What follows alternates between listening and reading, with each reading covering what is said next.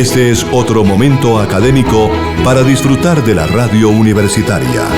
Unipiloto, la radio de la Universidad Piloto de Colombia.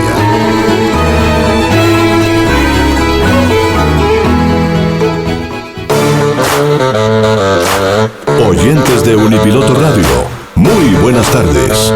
Bienvenidos a Debate Capital, espacio abierto e independiente para la reflexión de los temas de la actualidad política, social y territorial de la ciudad de Bogotá. Un espacio para los bogotanos de verdad en la radio universitaria, la radio de la Universidad Piloto de Colombia. Dirección y coordinación, profesor Leonardo García Guevara. Buenas tardes a todos nuestros oyentes de Unipiloto Radio. Les damos la bienvenida a nuestro programa Debate Capital, espacio abierto e independiente para la reflexión de los temas de la actualidad política, social y territorial de la ciudad de Bogotá. Un espacio para los bogotanos de verdad, interesados en otros puntos de vista y en opiniones independientes. Les recordamos que las opiniones aquí expresadas no reflejan el punto de vista de la Universidad Piloto de Colombia o de sus directivas. Hoy nos acompañan en la producción James Solarte, en la investigación y producción periodística Alejandra Rivera Manrique, en la dirección Leonardo García y en la coordinación quien les habla Manuel Andrés Rubiano.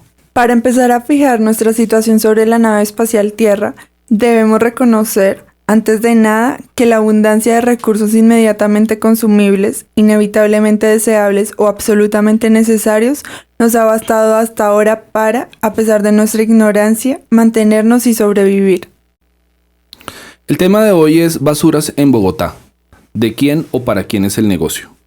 Las basuras en Bogotá tienen un marco general que es la generación de energía, y estas se relacionan con el calentamiento global y con un tema de seguridad nacional.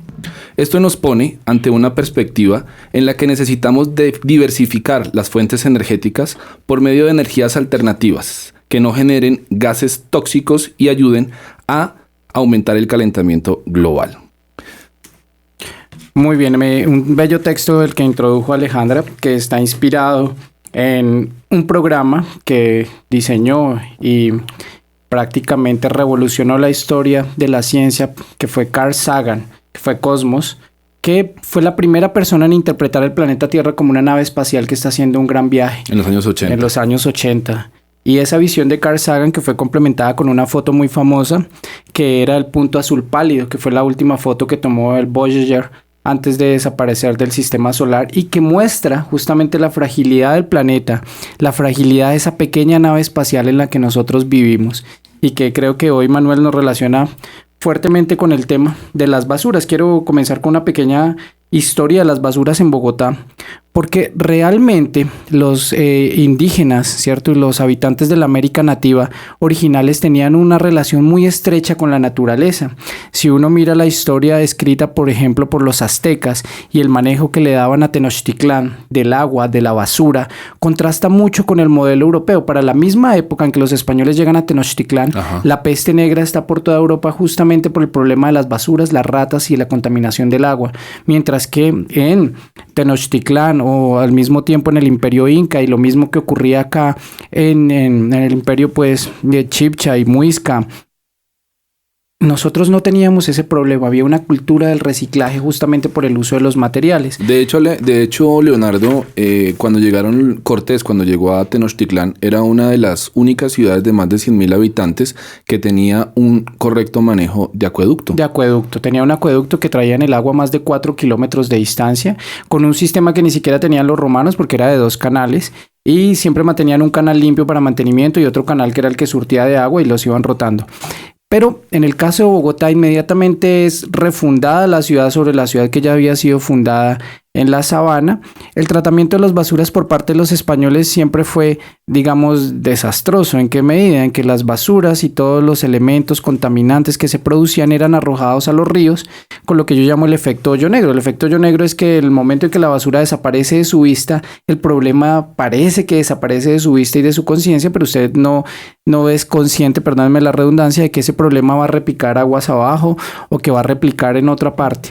y se llegó a presentar una gran contaminación en Bogotá por esa mala disposición de las basuras. Tuvimos una peste que fue motivada por las ratas, principalmente la famosa gripa española que apareció en Bogotá en el año de 1926-28 y que básicamente mostró las diferentes problemáticas. A lo largo del siglo XX, el municipio trata de dar algunas soluciones para esas empresas de basura, pero nunca se llegó, digamos, a un modelo adecuado.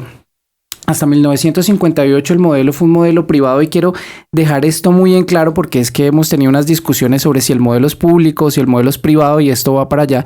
Y hasta 1958 el modelo siempre fue privado, siempre fue un negocio que fue vendido a extranjeros o a personas que estaban interesadas en ganar dinero con la basura y nunca funcionó adecuadamente. Ahí se crea la empresa distrital de basuras, la famosa EDIS, que luego fue liquidada en el año 1994 por la misma razón por la que no habían funcionado las empresas privadas, ¿cierto? Es decir, una mala administración, grandes problemas de corrupción, una carga onerosa que le impedía a la empresa funcionar y que finalmente terminó en los destrozos de los equipos. Un dato para la fecha es que en 1994 la EDIS contaba con alrededor de 174 camiones, de los cuales solo operaban 44. Es decir, había un detrimento patrimonial muy grande ahí, una falta de cuidado, pero principalmente un problema de administración. Y ahora, para rematar, digamos, este tema histórico, ahí aparecen las licitaciones para los 4 grandes grupos de basura que se generaron en Bogotá desde 1994. Nuevamente fue asumida por el sector privado. Digamos que mejoró el sistema de recolección en Bogotá, eso hay que reconocerlo. Bogotá es una de las ciudades que mejor recolectaba su basura, que tenía un mejor sistema de recolección. En Colombia. Y en Latinoamérica, realmente. Uno ve otras ciudades como lo que sucede, por ejemplo, en Río de Janeiro, en San Pablo, donde las basuras siguen siendo un problema. En Bogotá ese cambio funcionó, pero funcionó a un altísimo costo. Las tarifas de la basura eran supremamente elevadas hasta el año 2000 y de ahí para allá, digamos, hasta el año 2014, donde entra Gustavo Petro y hace, digamos, una intervención nuevamente para tratar de privatizar el tema de las basuras, para tratar de volver eso público.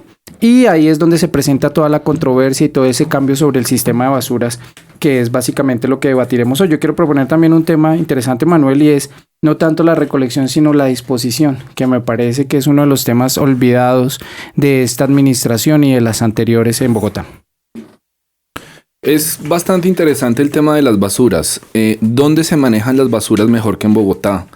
¿Desde cuándo se han empezado a manejar bien? ¿Cómo se han manejado? ¿Por qué? ¿Y para qué necesita Bogotá un correcto manejo de las basuras? Son preguntas que nos debemos hacer porque generalmente nosotros estamos encerrados en nuestra propia cultura. No vemos más allá.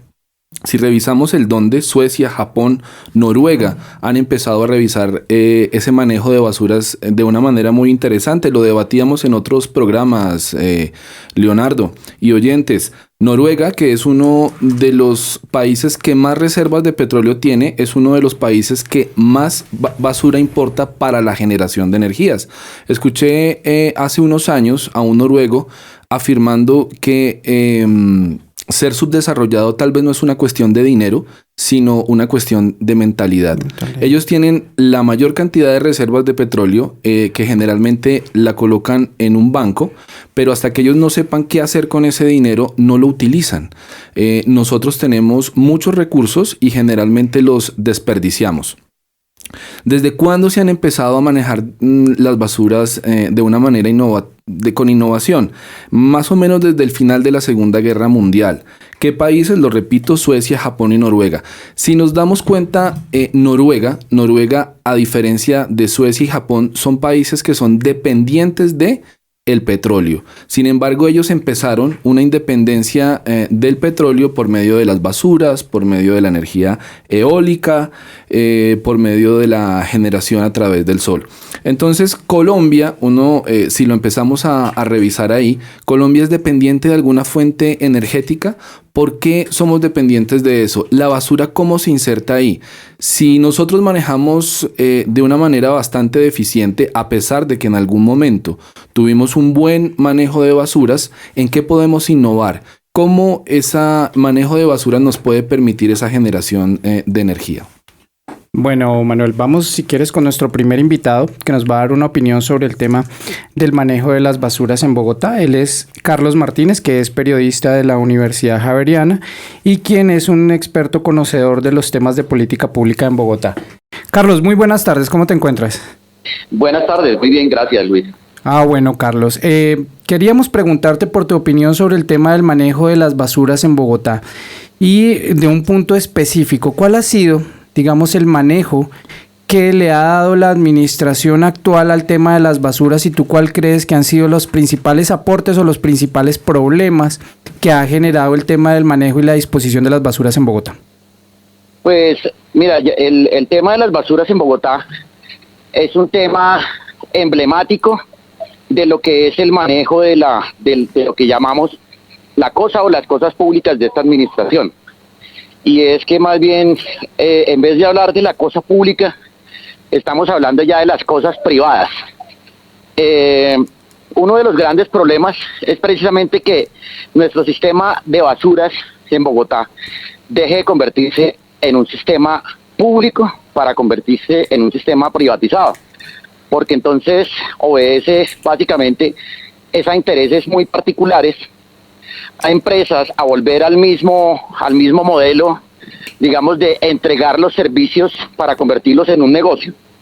Y entonces, en ese sentido, al no tener un referente público, este sistema de recolección de basuras simplemente se vuelve como un tema, digamos, de un operador que va, recoge, rellena el hueco y no hace nada más por una plata. Y creo que el cambio a este al sistema de operadores privados, pues obedece más es a unos intereses particulares que a unos intereses de ciudad, como por ejemplo el manejo posterior que hacemos de las basuras en una ciudad como Bogotá después de que la dejamos en una caneca.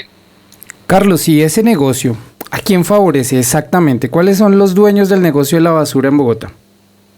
Pues nosotros sabemos que los dueños de los negocios de las basuras en Bogotá, pues básicamente ahí está la familia Puyana, que hace mucho tiempo pues es una de las más poderosas ahí en ese gremio, que prácticamente es un cártel. Un cártel es cuando se crea, por ejemplo, como una cofradía de empresarios que solo son ellos los que dan esos servicios y tienen la capacidad de contratar, y además uno controla tanto el mercado como quien regula el mercado. Entonces esa es una de las familias. Pero también uno de los problemas que tenemos frente a la propiedad de esos servicios es que tampoco son gente que tenga una visión, digamos, de interés de interés público sobre el tema de las basuras. Más allá de que, por ejemplo, haya públicos o privados. Por ejemplo, ustedes están en una universidad privada, pero que saben, eso espera uno, que la universidad piloto sepa que está ejerciendo un servicio público, que es la educación, un oficio público, y tiene una responsabilidad. El problema es que estos empresarios no tienen esa responsabilidad pública y, por ejemplo, siempre han sido refractarios al tema del manejo y reciclaje de basuras posterior. Carlos, técnicamente, ¿en qué se puede mejorar? Usted hace un paralelo entre el sistema público y el sistema privado y nos habla que en el recorrido de la historia este sistema privado no ha tenido iniciativas que permitan mejorar el manejo de las basuras en Bogotá. ¿El sistema público qué iniciativas ha propuesto técnicamente? ¿Por qué se llevaron a cabo o por qué no se han llevado a cabo hasta ahora? El sistema público tuvo en la pasada administración con el programa Basura Cero, digamos, desde mi punto de vista, dos iniciativas muy importantes. Una que fue la ambiental, que fue pues el tema de que ya Bogotá sea una ciudad que comience a responsabilizarse y a exigirle a la ciudadanía una corresponsabilidad con el tema del manejo de las basuras después de que se lo deja uno en la caneca, ¿sí? Y que también la ciudad comenzara a hacer eso. Y también otro componente que era como más el social, que era el de la participación de algunos sectores sociales que pudieran meterse en ese negocio de digamos, de lo que es el manejo de las basuras, es decir, recolectores de basura que pudieran asociarse y pudieran tener, digamos, una participación en la ganancia, porque una cosa que es cierta es que las basuras bien manejadas gerencialmente pueden ser una fuente de ingresos muy importante tanto para un privado como también para la misma ciudad. Entonces, esas me parecen dos propuestas muy claves. A mí me parece que la propuesta de la administración actual es simplemente volvamos al modelo anterior, en el que teníamos unos operadores que ganaban una plata. Pero Carlos, venga, una pregunta, digamos, un poco más directa. Es que lo que uno percibe en el negocio de las basuras es que efectivamente la basura es dinero. Y eso es una cosa que es bien sabida, digamos, en todos los lugares del mundo. Pero ese negocio, al igual que el del transporte en Bogotá, tiene unos dueños en Bogotá que desde mi punto de vista lo que no han permitido es la entrada de otros modelos diferentes al de recoger y botar la basura. Exactamente, Luis, es lo que estoy diciendo. Yo creo que me has resumido perfectamente. Y entonces, con el agravante de que nosotros ahora, me he dicho, no solo le estamos haciendo, no solo estamos teniendo un tema de corrupción en el sentido en que hay una apropiación de unos ingresos, sino que además, como no dejamos entrar a ese otro modelo, entonces también estamos haciendo un daño ambiental, puede que irreparable para la ciudad. Mira, cuando uno va por allá por Mochuelo, que eran unas veredas hermosas allá en Ciudad Bolívar, y uno ve ahora el olor que despide ese relleno sanitario, es terrible. Le estamos haciendo un daño irreparable a la ciudad, porque ahí era donde comenzaba el páramo más grande del mundo. Sí, que es, ahí en realidad empezaba Sumapaz, en toda esa parte rural de Ciudad Bolívar, y lo estamos dañando. Cada vez estamos rellenando, echando toda esa basura debajo del tapete. Claro, y fíjate en lo siguiente, Carlos, a mí la situación de Mochuelo es una de las situaciones más graves ambientalmente. ¿En cuál sentido? Primero, que era el comienzo del páramo, como tú bien lo narras, pero ese negocio de ir a enterrar la basura allá en Mochuelo Alto ha llevado otra serie de, digamos, de desfalcos o pérdidas para el distrito. Recordemos que en el 97 el botadero se vino abajo, se deslizó por el río Tunjuelito, y en este momento el Distrito Capital tiene que indemnizar a muchas personas de esa vereda, por una parte. Por otra parte, el tratamiento de los lixiviados, ¿cierto?, no se resolvió desde el año 2000, cuando entró la primera empresa española a operar el negocio de las basuras, que provocó además un escándalo y la destitución de la directora del Aguadesp en el año 2007, si mal no recuerdo, y lo que ha mostrado, digamos, es la permanencia de este modelo, principalmente afectando el territorio y no permitiendo la entrada de otros modelos alternativos como el del reciclaje, porque hoy, y me corregirá Manuel, el modelo de reciclaje en nuestra ciudad es inexistente. La contaminación que se hace sobre Mochuelo es tremenda, que es una población vulnerable, y realmente tenemos un modelo inviable, que es el de seguir apilando las basuras sin ningún otro tipo de tratamiento. Ahí uno se explicaría, ¿cierto?, que hay unas mafias locales, pero también hay unas mafias internacionales del tratamiento de la basura, ¿cierto? Esa era la discusión grande que se daba con el tema de Proactiva. Ya sabemos que Proactiva tuvo un contrato de 5 años, pero se lo prorrogaron por otros 7, lo cual es, digamos, ilegítimo, porque no había otra empresa operadora, y todos los problemas que se tuvo cuando se adjudicó la licitación para la nueva operación del relleno Doña Juana, que finalmente quedó en manos de unos brasileños y canadienses, pero que al día de hoy no ha significado ninguna transformación en la tecnología con la cual se manipula la basura dentro del botadero, ni ninguna transformación en el aprovechamiento ni de los lixiviados ni de posibilidades de nuevas energías dentro de ese botadero. Es que Bogotá genera 7.000 toneladas de basura diaria, y esas 7.000 toneladas de basura diaria permiten o permitirían tener la energía que genera el Guavio. Entonces pensaría uno, si no hay ningún ente privado ni tampoco público que haya visto en eso una potencialidad, pues realmente no se sabe si es administrativo, de gerencia, de miopía, o simplemente las mafias o los oligopolios de lo que estamos hablando no permiten que el país se desarrolle con otras fuentes energéticas. Carlos, una última pregunta antes de entrar al primer corte. Sí. Honestamente, ¿tú crees que este modelo de privatización, de regreso a la privatización del modelo de basuras, va a provocar un alza en la tarifa? Es importante recordarle a los oyentes que, a pesar de todas las dificultades, yo fui muy crítico y sigo siendo crítico de la manera en la que Petro llevó a cabo el proceso, porque puede ser que el fin sea interesante, pero la manera en que lo hizo fue bastante deficiente. Significó una rebaja real en la tarifa de recolección de basuras de alrededor del 35%. ¿Vamos a tener una nueva subida en la tarifa de basuras con ese retorno del modelo privado? Yo creo que sí. Mira, es que el tema de las basuras es emblemático sobre el tema de las privatizaciones en Bogotá. Siempre estamos hablando, por ejemplo, de servicios públicos masivos y públicos en otras ciudades que son mucho más baratos. El Metrobús de Ciudad de México, 5 pesos mexicanos, que son 900 pesos colombianos, y aquí a 2.000. Y yo creo que exactamente lo mismo va a pasar con las basuras, porque otro, digamos, inconveniente que tienen los operadores privados es que, más allá de que pues uno pueda ver algún tipo de eficiencia, en el sentido, no sé si eficacia, pero sí eficiencia en el que te recogen puntual tu basura y te la botan allá al botadero, es que también llevan un sobrecosto. Creo que ese tema de que lo privado es lo eficiente y es lo barato y es lo mejor gerenciado no es tan cierto. Creo que lo vemos en nuestros sistemas de salud, en nuestros sistemas de transporte masivo, y la basura también es otro de esos puntos emblemáticos. Creo que eso va a significar una alza en las tarifas. Muchísimas gracias, Carlos, por tu opinión y por todo lo que significa estar aportando a un nuevo pensamiento de las basuras, del manejo de basuras en Bogotá. Gracias. En Unipiloto Radio escuchas Debate Capital, el espacio de las opiniones independientes. Para continuar con nuestro debate tenemos a Beatriz Prada, abogada con especialización en planeamiento urbano de la Universidad Nacional y subsecretaria de Planeación Distrital. Beatriz, buenas tardes, ¿cómo te encuentras? Buenas tardes, Leonardo, muy bien, gracias por invitarme otra vez. Quería precisar que fui subsecretaria jurídica de Planeación Distrital, pero que ahora no me encuentro vinculada al distrito.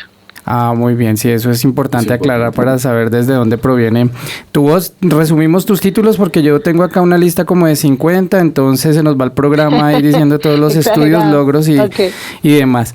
Beatriz, estamos tratando el tema de las basuras y nos gustaría que nos contaras un poco qué fue lo que sucedió con la introducción del tema de reciclaje en el esquema de basuras. ¿Por qué no había sido introducido ese tema en Bogotá anteriormente y cuáles son, digamos, los desafíos y problemáticas que afronta actualmente?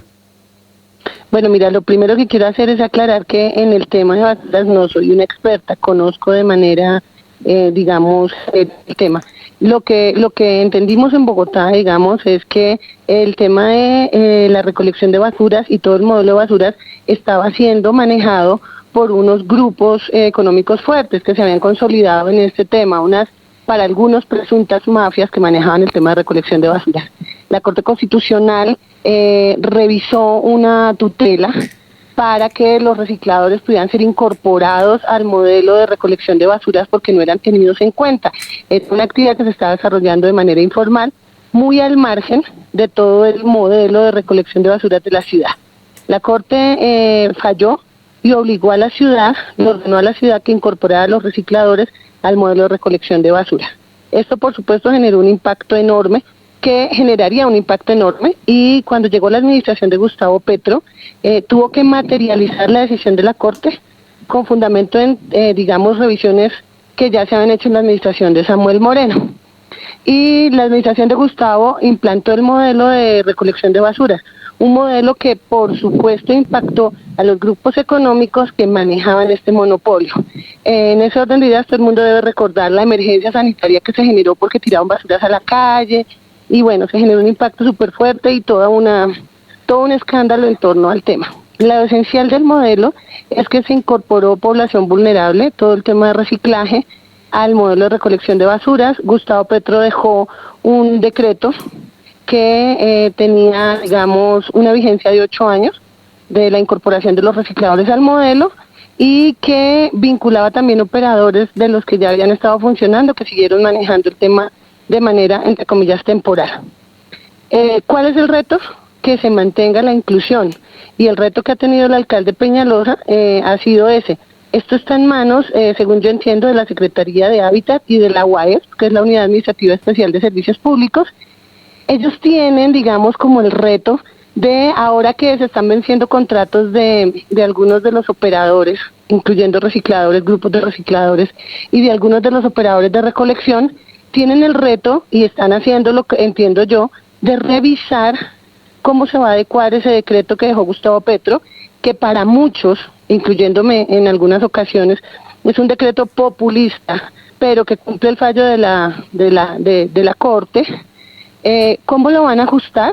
De manera que sea sostenible para la ciudad, de manera que la inclusión sea eficaz, se mantenga, ¿sí? Y que puedan salir, digamos, a licitación para los operadores, para los puntos en los cuales el contrato de operación ya se venció. Entonces, digamos que en resumidas cuentas, eso es lo que pasa.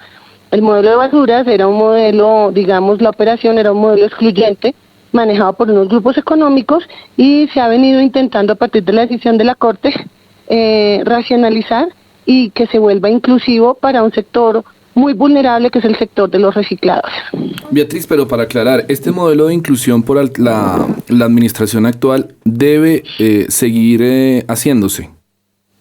Claro, debe seguir haciéndose, de hecho es la orden de la Corte, tiene que mantenerse. Ahora, el tema es cómo va a hacer Enrique Peñalosa con el decreto que dejó Gustavo, porque el modelo que quedó vigente, que se aplicó durante 3 años y medio en la administración anterior y que tiene un periodo de 8 años, ese modelo, digamos, puede reñir con algunas de las visiones y de las políticas de la actual administración.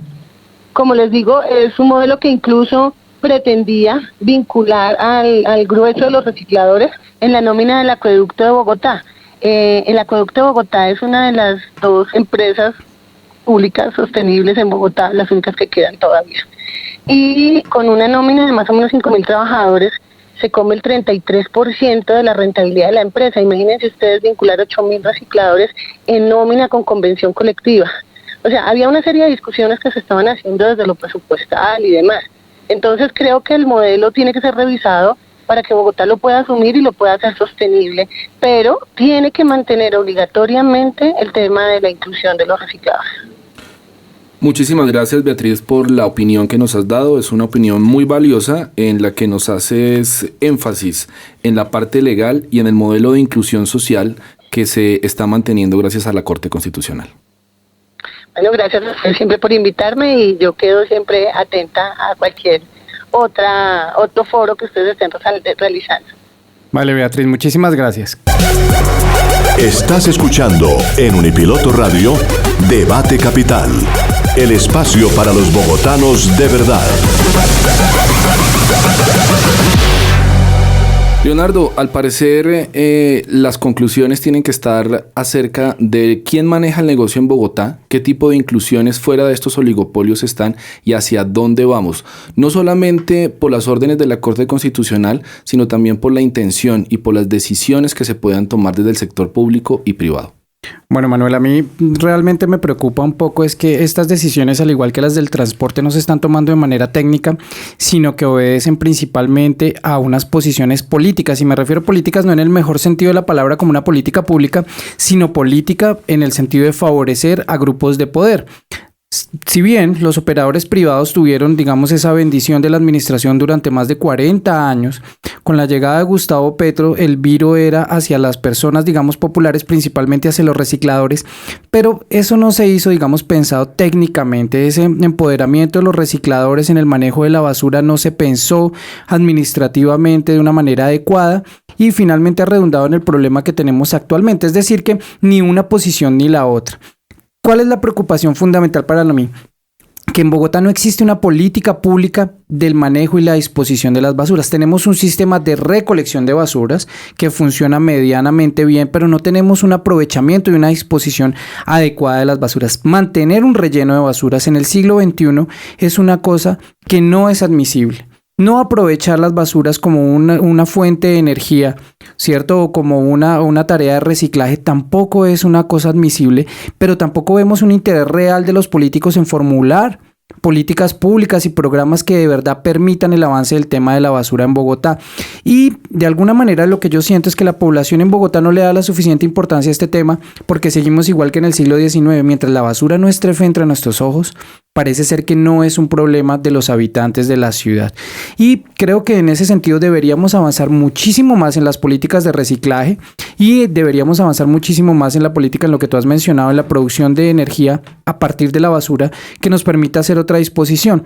En este sentido quiero hacer, digamos, un pequeño paréntesis, Manuel, y es el tema de las plantas de reciclaje que no pudieron ser construidas, ¿cierto? La administración de Samuel Moreno planteó la construcción de 2 plantas que permitieran el reciclaje de esos elementos y que básicamente iban a permitir que el 30% de la basura sólida de Bogotá fuera reciclada. Eso es una cifra no despreciable, pero por intereses políticos no fue posible construir esas plantas. Y ahí es donde esos grupos y esas mafias entran en detrimento de la ciudadanía y de un tema que es fundamental para Bogotá, como es el manejo de las basuras. Y lo mismo ha ocurrido, ¿cierto?, con el tema de transporte. Yo siempre pongo los dos. Entonces estamos a merced del negocio de unos intereses privados y no de las políticas públicas formuladas por una ciudad. Yo pienso que es cierto, pero más allá de que sea público o privado, el debate también está en la palabra mafia. Yo escuché a un investigador de la Universidad de Harvard que defiende lo privado, que básicamente muchos de los problemas que hay en Colombia para traer innovación es que hay unos pocos grupos económicos que en cualquier sector económico se oponen a que haya competidores. Cuando en el sector privado hay competidores que juegan bajo las mismas reglas, se permite que haya un avance limpio y que puedan traer innovación. Entonces, ¿qué pasa? Recuerdo el sur de Italia. En Nápoli generalmente han habido crisis sobre las basuras porque las basuras las maneja la mafia y lo dicen en los noticieros. Entonces han habido escenas donde las ratas pasan por la calle porque hay un montón de basuras que están ahí al lado de las casas porque no pasan los carros porque tienen que ir a recoger las basuras. Cuando hay un solo actor, repito, un solo actor económico, sea público o privado, generalmente hay un retraso de años o décadas para la innovación en un sistema o en un sector económico específico. Bueno, entonces en ese sentido me parecería que finalmente deberíamos aprovechar la situación creada desde la administración anterior y mantener ese esquema mixto. Yo creo que una competencia entre lo público y lo privado podría entregar mejoras, pero principalmente el sector público es el que debería imprimirle otra dinámica a esas políticas públicas con la generación de energía a través de las basuras, con la implementación de las plantas de recolección de basura, pero parece que son dos temas abandonados por el alcalde Peñalosa porque no están incluidos en ninguna de las metas del plan de desarrollo y porque realmente el alcalde Peñalosa ha pasado, digamos, de agache con este tema, simplemente dándole tránsito a la normativa y buscando la reintegración de los actores privados para retirar el negocio de lo público, principalmente sobre el tema que se presentó en Aguas Bogotá. Muchísimas gracias, Leonardo. Les agradecemos a todos su tiempo por haber escuchado el programa y los esperamos la próxima semana con un nuevo Debate Capital.